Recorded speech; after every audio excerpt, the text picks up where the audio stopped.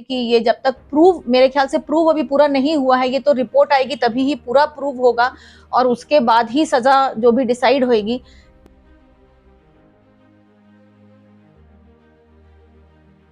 ये एक चीज हो जाती है और मुझे लगता है कि जानवर, इंसान ज्यादा खतरनाक हो गया जानवर से, ये भी एक चीज हो गई है।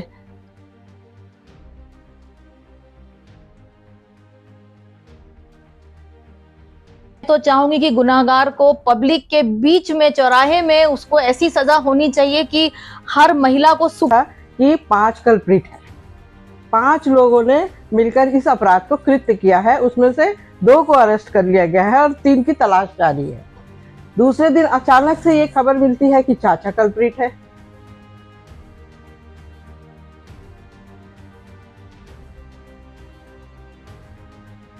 और इस बच्ची के न्याय हम लोग छुपाने के लिए ऐसा कोई काम नहीं करेंगे, क्योंकि स्थिति ऐसी है कि बहुत गंभीर स्थिति है। क्योंकि परिवार को ऊपर जो दोषारोपण मढ़ा जा रहा है, परिवार वाले उनकी, उसके बाद जब देखा गया कि जब ढूंढाई चली तो बच्ची के बताया गया कि वो एक लड़का उनको बार बार गुमराह कर रहा था परिवार वालों को। तो बच्ची को वहाँ देखे, फिर दूसरी बार वहाँ देखे और तीसरी बार आए, दरवाजा खोला, बच्ची गाड़ी में है। आना चाहिए बच्चों को, कैसा जैसे गुड टच बैड टच एक वो नाम मात्र बन के रह गया, उसको लोग भूल गए हैं। वो हर घर से शुरू होना चाहिए। नमस्कार, आप देख रहे हैं वीएलसी न्यूज। आप इस वक्त मेरे साथ देख सकते हैं शहर के वो नामी चेहरे हैं जो समाज के लिए सदा खड़े रहते हैं और समाज में कभी भी अगर गलत गतिविधियां अगर होती है तो ये चेहरे हैं जो शहर में अपने काम के लिए आगे आती है, कहीं मातृशक्ति के रूप में तो कहीं न्यायमूर्ति के रूप में। इन लोग जरूर जो है आम जन के बीच में आते हैं। जी हाँ, हम बात कर रहे हैं इस वक्त शहर के चर्चित चेहरे हमारे सामने हैं। जैसे हम बता देते हैं कि दुर्ग शहर के जानी मानी दुर्ग शहर के डॉक्टर राहुल मानसी गुलाटी जो स्त्री रोग विशेषज्ञ है वो यहाँ पर मौजूद है, साथ में समाज सेवी भी है। और दूसरे नंबर पर प्रीति अजय बेहरा जी है जो एक सदस्य बाल कल्याण समिति की से है और समाज सेवी है। काफी इनका अनुभव रहा है इस क्षेत्र में और बच्चों को जब भी न्याय वाली बात अगर होती है तो हमेशा आगे रही है। और तीसरी नंबर पर हमारी जो यहाँ के जो सदस्य हैं वो है रत्ना नामदेव जी, सॉरी मैं क्षमा चाहूंगी, रत्ना नारायण देव जी जो समाज सेवी है और आप भी समाज के महत्वपूर्ण हिस्सा में अपने भागीदारी निभाते आए हो। और चौथे स्थान पर हमारे साथ है अधिवक्ता है मोनिका सिंह जी है। जी हाँ, आज ये चेहरे एक साथ क्यों मौजूद है ये हम आपको बताएंगे जरूर। आपको पता है जिस समय पूरे देश में राम जन्मोत्सव मनाया जा रहा था, उनकी तैयारी को लेकर बड़ी बड़ी चीजें चल रही थी। माता के रूप में नवकन्या पूजी जा रही थी, जहाँ पर नवकन्या छोटी सी बच्ची को माँ का स्वरूप मानते हैं, उन्हीं माँ को नवकन्या के रूप में भोजन खिलाने की जो बातें चल रही थी, ऐसे में एक दिल दहला देने वाली खबर शहर में उभर के आती है कि एक नाबालिग बच्ची जो महज 6 साल की है वो अपने घर से कन्या भोज के नाम से निकलती है, लेकिन वो बच्ची जो है घर नहीं आती है। रात को जब खोजा खाजी जब मचता है, खोजबीन शुरू होता है तो एक कार में जो उस बच्ची का है लाश मिलता है और लाश किस कंडीशन में था ये शायद आप लोग समझ चुके हैं। जी हाँ, हम इन्हीं मुद्दे पर जो है आज शहर के इन्हीं चेहरों से जो है हम बात करने के लिए यहाँ पर मौजूद है। तो मेरा पहला सवाल डॉक्टर मानसी राहुल गुलाटी जी से है, क्योंकि वो एक पेशेवर स्त्री रोग विशेषज्ञ है और बहुत कुछ उनको अनुभव है इस क्षेत्र के बारे में। तो डॉक्टर मानसी गुलाटी जी, हम ये जानना चाहते हैं कि अगर किसी के ऊपर अगर हरासमेंट का या फिर बलात्कार जैसे केस अगर बच्चे के साथ होता है तो इनके रिपोर्ट आने में कितना टाइम लग जाता है?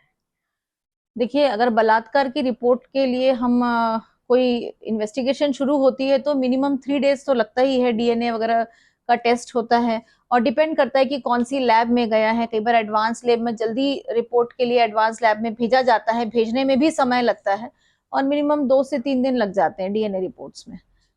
तो कितना भी फास्ट ट्रैकिंग होगा तो एटलीस्ट मान के चले हम 3 से 4 दिन कम से कम लगेगा। 3 से 4 दिन। अभी आपको शायद जानकारी तो हो ही गया है कि अभी शहर में जिस तरह से एक केस को लेकर चर्चा चल रहा है, अभी सडनली एक भतीजी का जो रेप हुआ है उस पर चाचा का के ऊपर आरोप लगाया है, तो ये आरोप इतना जल्दी कैसे सिद्ध हो सकता है? आप कुछ प्रकाश डाल सकते हैं इन सब पर? देखिए, ऐसा है कि हो सकता है कि कुछ ऐसे मिले हों सुराग और इस वजह से उनको लिया गया हो हिरासत में कि ये जब तक प्रूव, मेरे ख्याल से प्रूव अभी पूरा नहीं हुआ है, ये तो रिपोर्ट आएगी तभी ही पूरा प्रूव होगा और उसके बाद ही सजा जो भी डिसाइड होएगी। लेकिन जो बच्ची के साथ हुआ, ये हर उम्र की महिला के माथे पे एक दाग है, हमारी सबकी आत्मा पे ये दाग है। और बिल्कुल जैसे निर्भया केस में हर कोई सड़क में उतर गया था, उसके साथ में सही होना चाहिए, निर्णय होना चाहिए सही, तो ऐसे ही इसमें सही निर्णय बिल्कुल होना चाहिए और हर उम्र की महिला के माथे पे ये दाग है और हम सबको इसमें मिलकर के हमको बिल्कुल जो भी इसमें दोषी पाया जाएगा उसको बिल्कुल, हर महिला के लिए एक चुनौती है कि ये बच्ची आज किसी भी दूसरे घर की हो सकती है, आज किसी के घर की है, कल किसी के भी घर की हो सकती है। तो ये सुनने के बाद तो कोई माँ अपनी कन्या भोज के लिए लड़की को भेजेगी नहीं। और हम सभी, कोई महिला ये सुन करके अपने काम में रह ही नहीं सकती जब तक उसको, दोषी को सजा नहीं मिल जाएगी। हम लोग सब बहुत पीड़ित हैं और बहुत तकलीफ में है। मुझे सुनने के बाद ऐसा लग रहा है कि अगर चाचा दोषी नहीं है, अगर कोई घर का दोषी पाया जाता है तो हम अपनी बच्चियों को क्या सिखाएंगे, ये एक चीज हो जाती है। और मुझे लगता है कि जानवर, इंसान ज्यादा खतरनाक हो गया है जानवर से, ये भी एक चीज हो गई है। तो बिल्कुल दोषी का पता लगाना, पूरी तहकीकात करना इसमें बहुत जरूरी है। कई लोग, आज सुबह से ये भी सुनने में आ रहा है कि चाचा दोषी नहीं है, ऐसी भी कुछ अफवाहें सुनने में आ रही हैं। तो बिल्कुल इस केस को दबाया नहीं जाना चाहिए, इसकी पूरी पुख्ता से एक तहकीकात होनी चाहिए और दोषी को बिल्कुल सजा होनी चाहिए और सरेआम होनी चाहिए ताकि हर कोई सीखे। और हमारी बच्चियों को तो हमको बिल्कुल सेफ्टी पर्पज से, छोटी बच्चियों को कोई किस नजर से देख रहा है, हमारी बच्चियों को हमको ये बताना बहुत जरूरी है कि जिस अंग में आपने कपड़े पहने हैं वहां अगर कोई छूने की कोशिश कर रहा है तो वो गलत है। बच्चियों के पल पल की खबर हमारे माता पिता को बिल्कुल होनी चाहिए, उनको ध्यान रखना है कि बच्ची हमारी कहाँ कहाँ पे है, इतना जरूरी हो गया है। उसके अलावा हमारे बेटों को संस्कार देना हमको बहुत जरूरी है। बहन छोटी भी हो तो उसके पैर छुआना बहुत जरूरी है, उसको दिल में सम्मान दिलाना बहुत जरूरी है। कन्या भोजन के दिन, हम रामनवमी के दिन कन्याओं के पैर छूते, छोटी छोटी बच्चियों के, हमारे दादा, हमारे पिता भी पैर छूते हैं। तो हमारे जो भाई हैं, जो बड़े लोग हैं, वो बच्चियों के पैर छूना, अभी से भाइयों को सम्मान, छोटी बहन को सम्मान कैसे देना है, उनको कैसे देखना है, वो हमको माओ को ही ये बात करनी पड़ेगी। घर में बुआ, मासी, सबको ये बेटों को सिखाना बहुत जरूरी है। बहुत बहुत धन्यवाद। लेकिन मेरा एक और सवाल है आपसे, हाँ। कि इस केस को, जैसे बच्ची की बॉडी जैसे मिला, इस केस को दबाने के लिए कुछ राजनेता आए थे, खैर इस समय उस नेता का हम नाम नहीं ले रहे हैं, तो ऐसे नेता के लिए आपके क्या शब्द हैं, क्या कहना चाहेंगे ऐसे व्यक्ति के लिए? नहीं, ऐसा तो मुझे नहीं लगता है ऐसा कोई करने की कोशिश कर रहा होगा, लेकिन अगर ये कोशिश कर रहा है तो बिल्कुल उसको छोड़ा नहीं जाना चाहिए, क्योंकि नेता पब्लिक द्वारा ही चुना जाता है और पब्लिक के लिए ही है वो। तो अगर कहीं कोई गलती है तो बिल्कुल ऐसे आदमी को नहीं बख्शा जाना चाहिए। डॉक्टर मानसी गुलाटी जी, मेरा आपसे एक और सवाल है, चाहे गुनाहगार, चाहे जो भी हो, जो भी, अगर आपको न्याय प्रणाली की अगर मुखिया बना दिया जाए तो आप इस सजा को किस तरह से देना चाहेंगे गुनहगार को? मैं तो चाहूंगी कि गुनाहगार को पब्लिक के बीच में, चौराहे में, उसको ऐसी सजा होनी चाहिए कि हर महिला को सुकून मिले, कि उसकी बच्ची जो गई उसकी आत्मा को शांति मिले। हमारे बेटों के लिए, हमारे जितने पुरुष हैं देश में, उनके लिए ये सबक होना चाहिए कि बीच चौराहे में हमको ये सजा मिलने वाली है। अगर ऐसा प्रूव होता है तो बिल्कुल ये सबके लिए सबक होना चाहिए। और हम सबके लिए अगर ऐसा होता है तो हर महिला को आत्मा को शांति मिलेगी। आज हर महिला की आत्मा रो रही है ये सुन के। भैया लोग हैं, जितने वकील मेरे साथी बहनें हैं और भाई लोग हैं, उन लोगों के लिए कहना चाहूंगी कि भाई कल आपकी बेटी भी हो सकती है, तो आज ऐसे दोषियों का कोई वकील ना बने और कोई, हर पुलिस वाला ये सोचे कि उसी की बेटी गई है। तो आप ये गलती से भी नहीं कर पाएंगे किसी के साथ ऐसा, अपनी बच्ची के साथ गलत हो तो हम कभी नहीं कर पाएंगे। तो हम अपनी बच्ची समझकर, हमारी देश की बच्ची समझकर सबको करना है काम ये। बहुत बहुत धन्यवाद। धन्यवाद। तो देखें कि किस तरह से डॉक्टर राहुल मानसी गुलाटी ने अपनी प्रतिक्रिया दी है।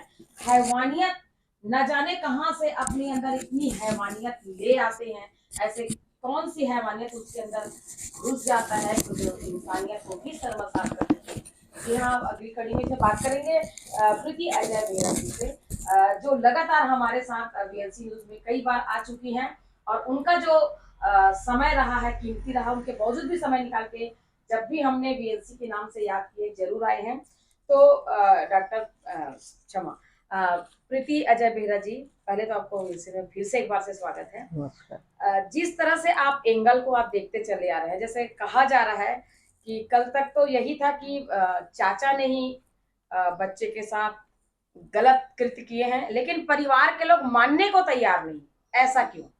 देखिए, प्रारंभिक दौर में जब शुरुआती दौर में ये घटना हुई और उसके बाद भी मेरे से वीएलसी न्यूज द्वारा ये बुलाकर बातचीत की गई थी, तो उस समय जो परिस्थितियां थी और उस समय जो खबर थी उसके हिसाब से ऐसा था कि 5 कल्प्रिट हैं, 5 लोगों ने मिलकर इस अपराध को कृत्य किया है। उसमें से 2 को अरेस्ट कर लिया गया है और 3 की तलाश जारी है।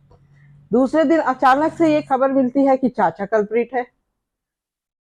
तो अच्छा, जिस दिन पहले दिन जब मेरे से ये बातचीत की गई उस समय ये सवाल हमारे साथ रतन यादव जी भी थे, तो उनने भैया ने ये सवाल उठाया था कि यदि पीड़ित परिवार है तो पीड़ित परिवार के को पुलिस थाने में रात भर क्यों बिठाया गया, ये बहुत बड़ा सवाल है। पीड़ित परिवार है, छोटी सी 12 साल की बच्ची के साथ में रेप हुआ है, तो उस परिवार को आपको मानसिक, शारीरिक और मतलब भाव के साथ में उसको सुरक्षा देनी है। दूसरी सुरक्षा तो आपकी जिम्मेदारी ही है, आपको भावनात्मक सुरक्षा भी देनी है, शारीरिक सुरक्षा भी देनी है और जो पुलिसिया सुरक्षा है वो तो देनी है। बावजूद इसके आप किस क्या सोच लेके आप उस परिवार को बैठाए, और परिवार को बैठाए ही नहीं, महिलाओं को बैठा। उसके बावजूद भी मैंने एक दूसरे एपिसोड में देखा कि उस घर की 8 साल की बच्ची को रात के 2:30 बजे पुरुष लोग, उसमें कौन थे, पुलिस के कांस्टेबल थे, टीआई थे या उन्हें और किसी से, लेकिन क्या एक छोटी बच्ची को मैंने रात के 2:30 बजे एक पुरुष उठा करके थाने ले जा सकता है? ये बहुत बड़ा सवाल है। सबसे पहले तो उनको पॉक्सो एक्ट की जानकारी नहीं है। जब भी पॉक्सो एक्ट में अगर बच्ची के साथ में रेप हुआ है तो अगर उसको अदालत में भी ले जाया जाता है तो उसके साथ में महिला कांस्टेबल जाती है, कानून ये कहता है। तो आपने किस आधार पर, क्या सोचकर बच्ची को 8 साल की बच्ची को रात के 2:30 बजे आप थाने ले गए? शाम के 7 बजे के बाद किसी भी महिला को मजबूर नहीं किया जा सकता किसी भी जगह पर बुलाने के लिए। कहीं आप पढ़ लीजिए, कानून उठा लीजिए कि 7 बजे के बाद महिला स्वतंत्र है, कि वो अगर वो वर्किंग भी है, वो उस जिम्मेदारी के पद पर भी है, तब भी वो 7 बजे के बाद में अपना काम करने नहीं जाएगी अगर वो नहीं चाहती तो। ये दूसरा कि परिवार, क्या सवाल है आपका कि परिवार, एक बार आप सवाल दोहराएंगे?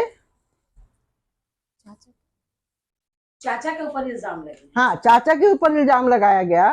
तो जब अभी हमारी आदरणीय मानसी गुलाटी जी से जब ये बात हुई तो ये कहा गया कि रात के जिस समय बच्ची की घटना घटित हुई, सुबह शाम को 5 बजे जब बच्ची का शव प्राप्त हुआ, एक गाड़ी से बरामद हुआ। गाड़ी बकायदा लॉक थी, उसमें एसी चल रहा था। उसके बावजूद वो बच्ची, उसके बहुत सारे, मतलब उसको बहुत सारे चोट लगे हुए थे, फफोले के दाग थे उसमें। आम जनता द्वारा, कुछ मीडिया कर्मी द्वारा ये बताया गया कि बच्ची को कार में पड़े रहने के कारण फफोले हो गए। मैं डॉक्टर साहब से पूछना चाहूंगी कि क्या ये पॉसिबल है? अगर एसी चल रहा है तो हम गर्मी की बात तो नहीं कर सकते, क्योंकि ऐसी अलग अलग अफवाहें समझ में नहीं आ रहा है। कुछ लोग बोल रहे हैं कि गर्मी के कारण हो गया था, कुछ लोग कह रहे हैं कि कार में एसी चल रहा था। अगर एसी चल रहा था तो फफोले का कहीं मतलब वहां गर्मी नहीं थी। नहीं, तो थोड़ा सा अभी भी धुंधलाहट है, कुछ समझ में नहीं आ रहा है। अच्छा, दूसरी बात ये कि शाम को 6 या 5 बजे, जितने भी बजे अगर बच्ची की लाश मिलती है, उसके बाद रात में वहां पे राजनीतिकरण, अभी मैडम से जिस बातचीत हुई उस हिसाब से मेरे को जानकारी हुई कि रात में राजनीति होने लगी। तो रात में जिसके शाम को करीब 5 बजे मेरे साथ में बातचीत हुई थी, तो उस समय तक तो यही कंडीशन थी कि 5 व्यक्ति हैं, और रात में राजनीति क्यों होना शुरू हो गई? अगर 5 साल के बच्ची के साथ में रेप हुआ है तो वहां पे राजनीति का क्या काम? वहां पे तो वहां पर स्पॉट पे बड़े नेताओं को होना चाहिए थाने में। स्पॉट पे क्यों होना चाहिए, उनको थाने में होना चाहिए। वहां के जिम्मेदार टीआई को ये बताया जाना चाहिए कि इस मामले को, ये संवेदनशील मामला है और इसको आप पूरे संजीदगी के साथ इसको वो करें। तो स्पॉट पे पहुंच के आप ये राजनीति कर रहे हैं कि कल्प्रिट वो नहीं, कल्प्रिट ये है, और कल्प्रिट पकड़ा दूसरे दिन पूरे अखबारों में, पूरे मीडिया में ये खबर आती है कि चाचा कल्प्रिट है। जबकि परिवारजनों का, आप हिंदुस्तान है, ये हिंदुस्तान में उसकी माँ, जिस बच्ची एक बेटी जिसको जितनी दर्दगी से मार दिया गया है, जिसने देखा है, उसको झेला है, उसने सहा है, उसने बर्दाश्त किया है, उसके बावजूद उस माँ का कहना है कि मेरा देवर ऐसा नहीं कर सकता। क्योंकि हिंदुस्तान की औरत है कि जब उसका बच्चा पैदा होता है ना, तो उसका पति भी अगर उस बच्ची को हाथ उठा दे तो माँ को क्रोध आ जाता है। माँ बिल्कुल नहीं बर्दाश्त कर सकती कि उसका बाप भी उसको मारे। और अगर इस दरिंदगी से मारने के बाद बच्चे, अगर उसके देवर को अरेस्ट किया गया, उसको कल्प्रिट बनाया गया, और उसके बावजूद उसका ये कह देना कि नहीं मेरा देवर ऐसा नहीं कह सकता है, ये सवाल है। मैं ये नहीं कह रही हूँ कि चाचा निर्दोष होगा, लेकिन माँ ने जो किया तो इस दिशा में एक प्रयास तो होना चाहिए। सही अपराधी को पकड़ा जाना चाहिए, परिवारजनों की बात को ध्यान दिया जाना चाहिए। सिर्फ इसलिए मान लिया कि चाचा दोषी है, तो इसके लिए क्या उसके माँ बाप को मारा जाना चाहिए? माँ बाप को मारा गया है, बाकायदा उनके शरीर में दाग के निशान है, माता का हाथ सूजा हुआ है, गले में निशान है, पिता के पीठ पे पूरे दाग है। तो क्या पुलिस या कार्रवाई पे ये सवाल है? नहीं है, या नहीं उठाया जाना चाहिए? उठाया जाना चाहिए। छोटी बच्ची, 8 साल की बच्ची से आप क्या, बच्चों के साथ में जब काम करते हैं, जब मैं बाल कल्याण समिति में थी, मेरे कार्यकाल के दौरान 3 बच्ची आई 5 साल की, जिनके साथ रेप हुआ था। 5 घंटा लगा हमको उस बच्ची का बयान लेने में, क्योंकि उस बच्ची को हमको मेंटली प्रिपेयर करना पड़ा। पहले हम उसको मेंटली प्रिपेयर करेंगे, तो चॉकलेट देंगे, उसको खिलाएंगे, उसको कहानी सुनाएंगे, उसको जब इतना मेंटल प्रिपेयर करेंगे, उसके बाद फिर हम उससे धीरे धीरे कड़ियाँ खोलेंगे। उसके बाद बच्ची इतनी घुल जाती कि वो सारी चीजों को पॉइंट टू पॉइंट बताती चली गई। आपने क्या किया, बच्ची को धमकाया कि आपको पटरी पे सुला देंगे।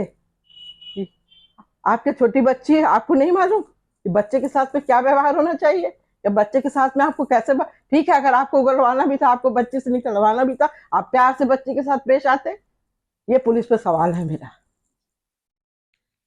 कैमरा वाली कुछ बातें चल रही थी, उस पर क्या कहना? कैमरा बंद पड़ा था। अच्छा, हाँ, ये सुनने में आया कि पड़ोस के घर में एक सीसीटीवी कैमरा लगा हुआ है। यदि सीसीटीवी कैमरा है तो पुलिस है आप, तो आपका पहला काम था कि फुटेज निकलवाना।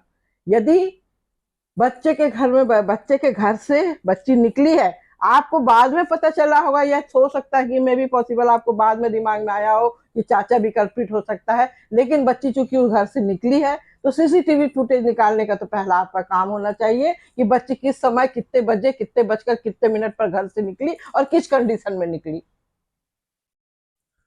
क्यों नहीं हुआ सवाल? यदि पुलिस डिपार्टमेंट में, पुलिस विभाग में, सीबीआई में, या आप ऐसे किसी भी उसमें काम कर रहे हैं, तो ये छोटे छोटे, हम तो आम नागरिक हैं, और ये छोटे छोटे महत्वपूर्ण बिंदु को हम आपको नहीं बताएंगे। ये तो हमको आपसे पता चलता है कि आप किन किन बिंदुओं पे काम करते हो। ऐसे और भी बहुत सारे बिंदु हैं जिन पे काम किया जाना चाहिए था और नहीं हुआ। अभी केंद्र की जो मानवाधिकार की जो अध्यक्ष महिला, वो यहाँ पर पहुंची थी जी, उन्होंने संज्ञान में लिए।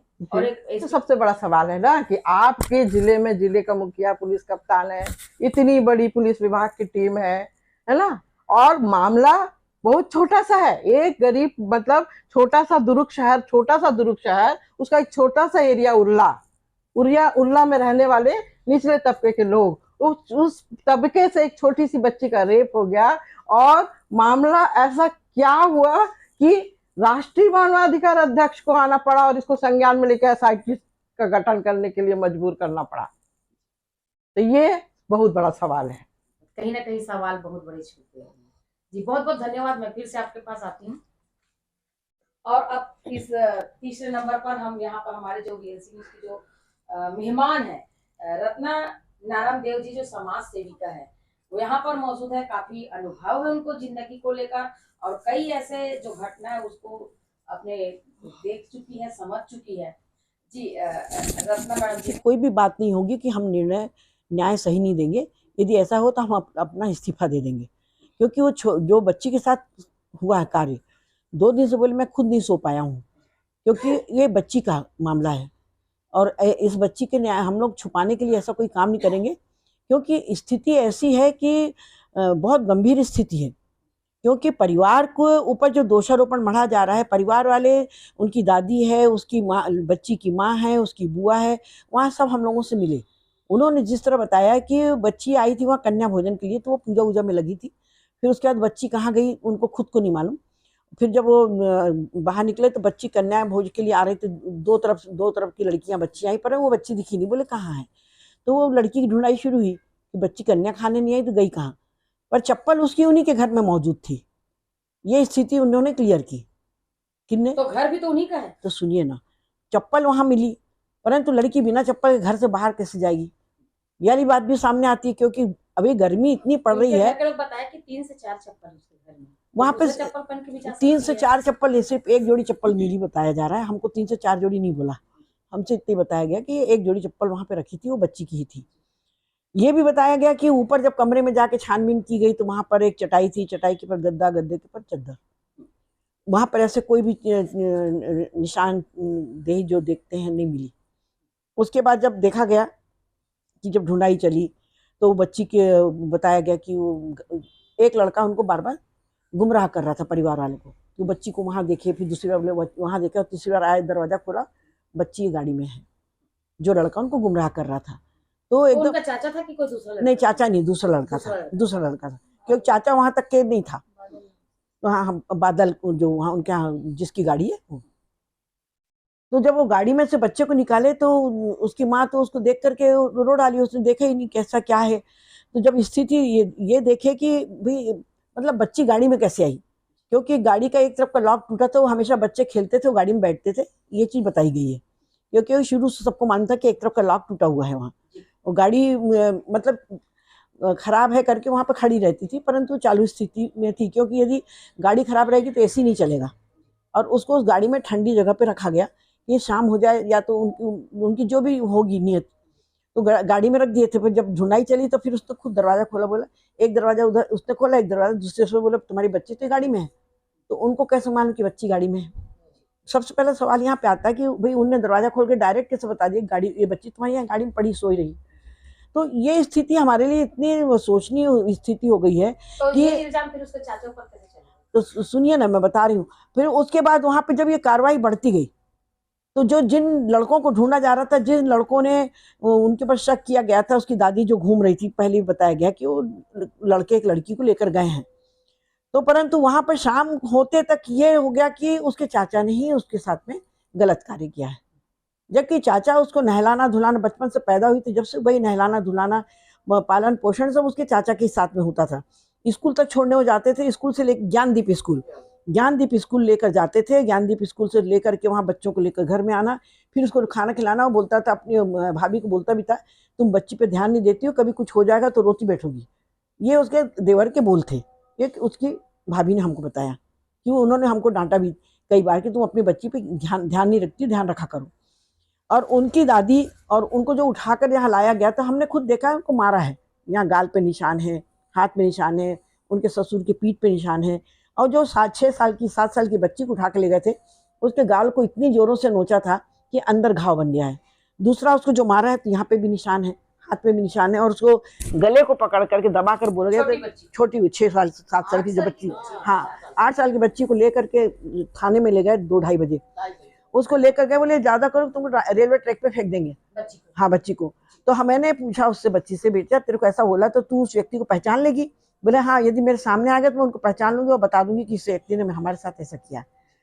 तो कहीं ना कहीं कड़ी ऐसी है कि वहां पे इन बातों को छुपाया जा रहा है कि उनके जिसके घर में ये केस हुआ है उन्हीं को डराया धमकाया जा रहा है। कहते हैं कि भाई चोरी करता कोई है और चोरी के इल्जाम किसी और पर लगता है। तो यहाँ पुलिस की कुछ स्थितियां संदिग्ध लग रही हैं कि आखिर ऐसा कारण क्यों आया कि भाई पुलिस इन बातों में इन चीजों को हेराफेरी कर रही है। मेरा आपसे एक और सवाल है नामदेव मैडम जी। नहीं की है, उनको भी हमने इतना बोले, आप लोग तो सिर्फ एक पक्ष को सुन रहे हैं, दूसरे घर में तो आप लोग गए नहीं। और ये भी सही बात है कि भाई दो पक्षों को सुनना चाहिए था। हम लोग नहीं गए, हमारी भी गलती है कि हमको उस पक्ष के यहाँ भी जाना था, पक्षकार के यहाँ। सिर्फ हम लोग ये कहना चाहिए मानवता के नाते सिर्फ बच्ची के लिए गए। कहीं ना कहीं कड़ी हमसे भी छूटी है, उस कड़ी को हमको पूरी करना बहुत जरूरी है। कारण है कि वास्तव में हमको एक को ही दोषी को मानकर जो चल रहे हैं उसके देवर को, तो देवर ना भी हो सकता है, क्योंकि ये तो हमारे भारतवर्ष की सबसे बड़ी विडंबना होगी यदि चाचा अपनी बच्ची के साथ रेप करेगा तो। क्योंकि जिस आप देख सकते हैं, आप काफी अनुभव रखती हैं अपने जीवन में। हाँ, आप देख सकते हैं अगर एक बच्चे को छींक भी आता है तो माँ रात भर जग जाती है। हाँ, लेकिन जिस बच्चे के साथ इतनी क्रूरता के साथ, इतने खतरनाक तरीके से इस बच्ची के साथ दुष्कर्म हुए हैं, और वही माँ बोल रही है कि मेरे देवर ऐसा कर नहीं सकता, तो किस आधार पर उनको नहीं देखिए आरोपी घोषित करती है? उनको इतना विश्वास है क्योंकि हाँ, अपने बच्चे की हार्ट बीट तक सुनती है। हाँ, हाँ, ऐसा कहा जाता है। तो एक माँ अगर बोल रही कि देवर मेरा कर नहीं सकता है, देवर मेरा बेटा समान है, हाँ, हाँ, और वही लाना ले जाना करता था, खिलाना पिलाना करता था, स्कूल लाना ले जाना से लेके सारे काम उनके साथ बच्चा रहता था, कपड़ा पहनाना से लेके सारा काम उनका अगर चाचा कर रहा है, तो कैसे आखिर पुलिस ने फिर उनको आरोपी उनकी माँ, उनकी भाभी का कहना ये है यदि उसको करना रहता तो घर तो हमेशा खाली रहता था, हम सब काम पे निकल जाते थे, तो उसको आज के दिन नवमी के दिन जरूरत थोड़ी पड़ी कि बच्ची के साथ इस तरह का कुछ करे। कहीं कहीं सुनने में आया है कि परिवार में क्लेश होता है, तो लोगों ने उंगली उठा दी उसके देवर के ऊपर, भाई भाई में लड़ाई हुई, झगड़ा हुआ, जो भी हुआ होगा उनके परिवार में बर्तन है, बर्तन तो खड़केंगे, और हमें कैसे दोष लगाने परिवार की। हाँ, तो भाई अब उसका फायदा यदि कोई तीसरा उठाता है तो वो तो पूरा परिवार तो बर्बाद हो गया। आज आपने उस परिवार के ऊपर उंगली उठा दी, आज मतलब उनकी स्थिति ऐसी हो गई है कि वो मतलब सोच नहीं पा रहे हैं कि हमारी इतनी सी बच्ची के साथ में हमारा देवर बेटे जैसा पाला हुआ लड़का ऐसा कर सकता है क्या। हम लोगों ने बोला भैया न्याय तो हम दिलाएंगे आपको, तो न्याय प्रक्रिया तो अपने यहाँ की आप देखते बहुत लेंदी है, जब तक कि वो लोग जब भूल जाएंगे तब आपने देखा था आज से कुछ समय पहले शंकर नगर में 9 साल की बच्ची के साथ भी यही रेप कांड हुआ था। उस समय भी ये शराबी कबाबी लोग जो रहते हैं, नशेड़ी लोग, वो नशेड़ी लोगों के कारण ही हुआ था। और ये केस को भी हम नशे से ही जोड़ना चाहते हैं, कारण ये केस हुआ है नशे के कारण। हमारे छत्तीसगढ़ में आज नशे को इतना प्रेफरेंस दिया जा रहा है कि आज 62-67 दुकानें और खोल दी गई हैं और शराब को सस्ता कर दिया गया, लो पियो खाओ और सारे बच्चों को बर्बाद करो। ये कौन सी नेतागिरी, कौन सा आप देश को क्या बनाना चाह रहे प्रदेश को। आज प्रदेश में हर कोई बच्चे से लेके बड़े से बूढ़े लेके औरत भी आज शराब के यदि हो जाएगी, सिर्फ आप वोटों के कारण आप राजनीति करोगे। हाँ, आज जगह जगह आपको सर्व किया जा रहा है, आप पियो और पिलाओ और मजे से रहो, बच्चों को स्कूल बंद करा दो, छोड़ दो, क्योंकि आने वाले समय में इनको मालूम था हमको मजदूर बच्चे नहीं मिलने वाले हैं।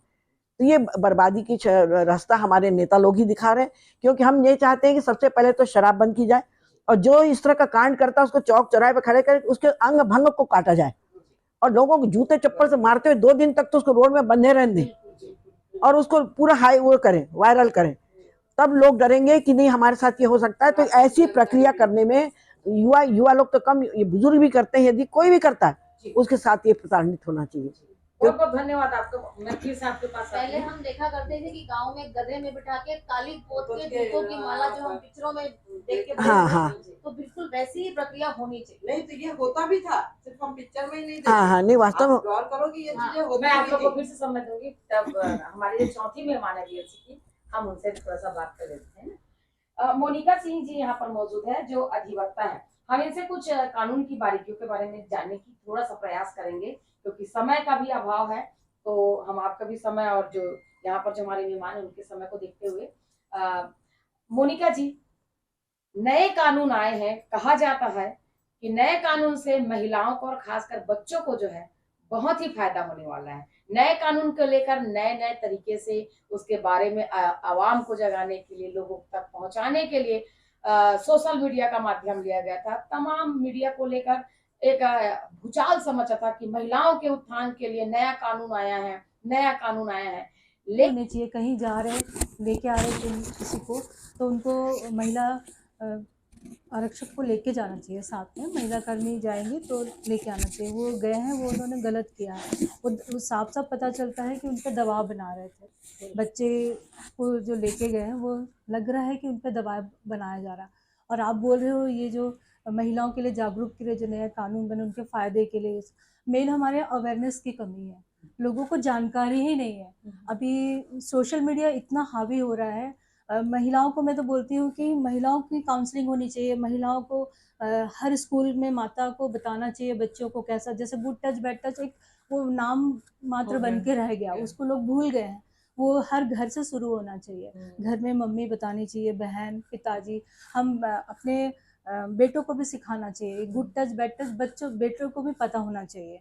और जानकारी की कमी है, ये मैं मानती हूँ कि लोग सिर्फ बातें करते हैं, और जैसे बच्ची बाहर गई तो माँ लोग भी ना मोबाइल में लगी रहती हैं, देखते नहीं कि बच्चे कहाँ खेल रहे, कितने बजे तक खेल रहे, कब आना चाहिए, क्या चले। ये सोशल मीडिया के कारण बहुत सारे घर बर्बाद है, बहुत। इसके लिए तो मैं सोशल मीडिया को दोष दूंगी कि लोग रील्स बनाने में बिजी हैं, रील्स देखने में बिजी देखिए हैं। तर्क वितर्क तो शुरू से रहा है मोहिता जी, जी जी लेकिन अभी जो परिस्थितियां निकल कर आ रही है, छोटी जी बच्ची को भी मारा गया है, जी, तो वो बच्ची का बयान है। बच्ची का बयान है, तो उस पर जांच होगी, जांच होने के बाद उन पे कार्रवाई होगी। चलिए ठीक है। जिस पुलिस आरक्षक ने ले जिसने गया किया है तुरंत उसके ऊपर सस्पेंड यह होना होना चाहिए, चाहिए कि तुरंत उसको उस पे सस्पेंड किया कार्रवाई जाए। होनी चाहिए कि उसको भाई सस्पेंड किया जाए। कारण ये है कि बच्ची को बिना महिला पुलिस के कैसे आप हाँ, पुलिस आरक्षक नहीं ले सकता है, महिला को महिला ही ले जाएगी। और यदि बच्ची को ले जाना तो एक महिला ये तो पुलिस होना उनको बहुत जरूरी पुलिस है। वालों को पता होना चाहिए हाँ। ना, ये बात वो तो पता ही होगा तो उनको। अभी जो केस है उसको आप किस तरह से लेते हैं? नहीं, मेरा ये कहना है कि हर महिला हमारे शहर की, हमारे देश की, अगर ये हमारी बच्ची होती तो हम छोड़ते क्या?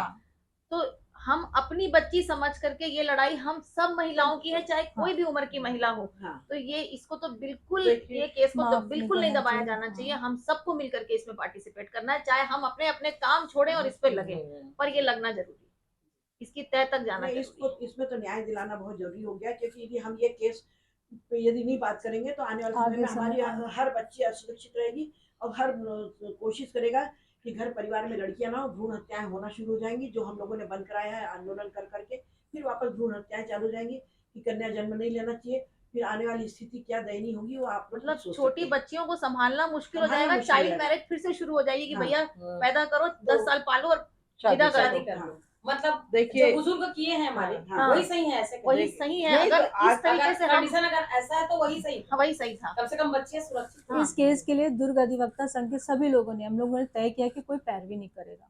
हमारे बढ़िया। नोटिस हम लोग सबने किया है कि कोई पैरवी नहीं इस करेगा। चीज का हम भी सम्मान करते हैं। जी। अगर इस तरह से क्रूरता के साथ हाँ। किसी